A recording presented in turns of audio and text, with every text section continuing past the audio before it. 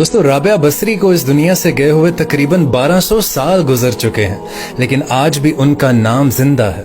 और आपको बताऊं कि ना ही वो कोई शहजादी थी, ना ही वो कोई मलिका थी, और ना ही वो कोई इतनी खूबसूरत थी, और ना ही वो खानदानी थी, बल्कि औरत होने के लिहाज से हर ऐब उनमें मौजूद था। और उनकी खास बात ये थी कि जब भी आप इशा की नमाज पढ़ती, रोजाना इशा की नमाज के बाद आप गुस्ल किया करती। गुस्ल करने के बाद आप अच्छा लिबास पहनती, अपने शौहर के पास जाती और उनसे पूछती कि क्या आपको मेरी जरूरत है। अगर शौहर कहते कि नहीं है तो फिर आप उनसे इजाजत तलब करती कि क्या मुझे इजाजत है। शौहर उनकी इजाजत दे देते और फिर वो ऐसे मुसल्ले पर खड़ी हो जाती कि फजर भी उसी मुसल्ले पर होती। उनके खामद बीमार रहते थे और उनके खामद बीमारी की वजह से जल्दी वफात पा गए, तो आप जवानी में ही बेवा हो गए।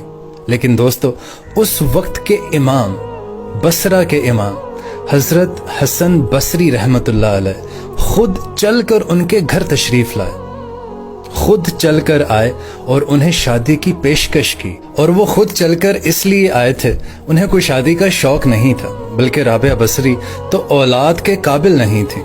आप खुद चलकर इसलिए आए सिर्फ और सिर्फ उनकी नेकी और जो अल्लाह ताला से उनका ताल्लुक था कि शायद अगर मैं इन्हें अपनी बीवी बनाऊं तो मेरी भी बख्शिश हो जाए। इसलिए हजरत हसन बसरी रहमतुल्लाह अलैह खुद आपके पास चल कर आए और उन्हें पेशकश की कि राबिया मैं आपसे शादी करना चाहता हूँ। और हजरत राबिया बसरी रहमतुल्लाह अलैह फरमाने लगी कि अगर आप मेरे इन 4 सवालात का जवाब दे दें तो मैं खुद आपसे शादी करने को तैयार हूँ। तो आपने उनसे पहला सवाल पूछा कि मुझे बताएं कि क्या मैं जन्नती हूँ या दोज़खी हूँ।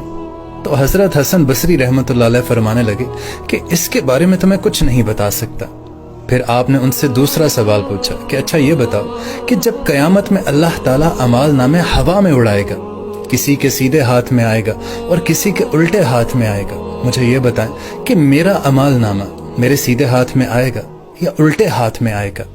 तो एक दफा फिर हजरत हसन बसरी रहमतुल्लाह अलैह फरमाने लगे कि इसके बारे में तो मैं कुछ नहीं कह सकता। फिर आपने उनसे तीसरा सवाल पूछा कि चले मुझे ये बताएं कि जब अल्लाह ताला नेकियों को तोलेगा तो किसी की नेकी ज्यादा हो जाएगी, किसी के गुनाह ज्यादा हो जाएंगे।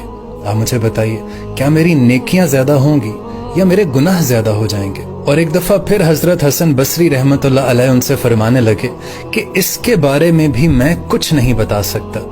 फिर आपने उनसे आखिरी सवाल पूछा कि जब लोग पुल सिरात से गुजर रहे होंगे, कुछ लोग उसमें गिर जाएंगे, जहन्नम में गिर जाएंगे, कुछ लोग उसे क्रॉस कर लेंगे, क्या मुझे बता सकते हैं क्या मैं पुल सिरात पार कर लूंगी या मैं जहन्नुम में गिर जाऊंगी। तो हजरत हसन बसरी रहमतुल्लाह अलैह फिर फरमाने लगे कि इसके बारे में मैं कुछ नहीं बता सकता।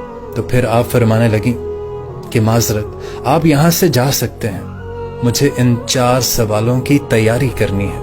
मेरे पास वक्त बहुत कम है और मेरे पास शादी का वक्त नहीं है, मुझे इन 4 सवालों की तैयारी करनी है। और दोस्तों फिर जब इनका इंतकाल हुआ तो आपका इंतकाल रात के वक्त हुआ।